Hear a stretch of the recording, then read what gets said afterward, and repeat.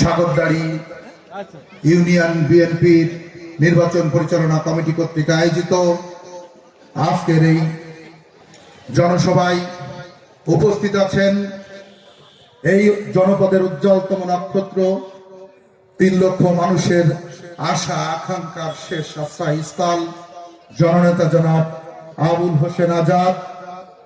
উপস্থিত আছেন আরো একজন জাতীয় নেতৃত্ব যে সভাস্থলকে অলঙ্কৃত করেছেন, কেন্দ্রীয় বিএনপির সহ ধর্ম বিষয়ক সম্পাদক অমলেন্দু দাস অপু সহ উপজেলা পৌর কৃষক বিএনপির সকল পর্যায়ের নেতৃবৃন্দ, সবাইকে অজস্র শুভেচ্ছা।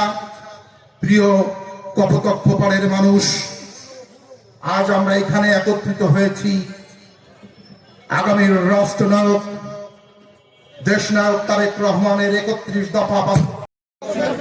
প্রিয় কপোতাক্ষ পাড়ের বাসিন্দারা, আগামীর রাষ্ট্রনায়ক শহীদ প্রেসিডেন্ট জিয়াউর রহমানের যোগ্য উত্তরসূরি জননেতা জনাব তারেক রহমান আগামীর বাংলাদেশ বিনির্মাণে যে ঐতিহাসিক ৩১ দফা ঘোষণা করেছেন, আপনারা সকলেই সে ব্যাপারে অবগত। আমি তার ভিতরে উল্লেখযোগ্য ২-১টা কথা বলেই আমার বক্তব্য শেষ করব। আপনারা জানেন আমাদের ডান পাশে যে মামুনরা বসে আছে, তাদের জন্য আগামীর রাষ্ট্রনায়ক যে ফ্যামিলি কার্ড দিবে, সেই ফ্যামিলি কার্ডে ন্যূনতম ২৫০০ টাকা অথবা সেই সমমানের দৈনন্দিন পণ্য সরবরাহ করবে। কৃষকদের জন্য প্রত্যেকটা ইউনিয়নে শস্য সংরক্ষণের জন্য যে কোল্ড স্টোর নির্মাণ করা হবে এবং যে স্বাস্থ্য কার্ড দেওয়া হবে, স্বাস্থ্য সেবা নিশ্চিত করার জন্য তারেক রহমানের যুগান্তকারী পদক্ষেপের ভিতরে বাংলাদেশের যত ক্লিনিক স্বাস্থ্য ব্যবস্থা আছে, বেসরকারি স্বাস্থ্য সেবা ব্যবস্থা আছে, তার সাথে সরকারি ব্যবস্থাকে একীভূত করে সরকারি বিধি ব্যবস্থায় সরকারের যে খরচে আপনারা স্বাস্থ্য সেবা পেতেন, সেই সেবার মধ্যে দিয়ে বেসরকারি সেবাও আপনারা পাবেন। এই ধরনের ৩১টা যুগান্তকারী পদক্ষেপ আগামী রাষ্ট্রনায়ক বাংলাদেশ জাতীয়তাবাদী দল বিএনপি ঘোষণা করেছেন। রাষ্ট্রীয় ক্ষমতায় গেলে এই ধরনের কর্মসূচি বাস্তবায়ন করবে।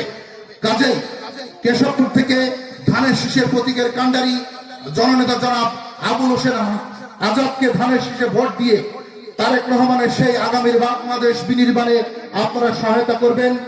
আজকের অনুষ্ঠানের প্রধান অতিথি থেকে একটা দাবি রেখে আমার বক্তব্য শেষ করব। আমরা যে মঞ্চে সভাস্থলে দাঁড়িয়ে আছি, তার পিছনে কপোতাক্ষ নদ তার অতীতের চিরচেনা ঐতিহ্য হারিয়েছে।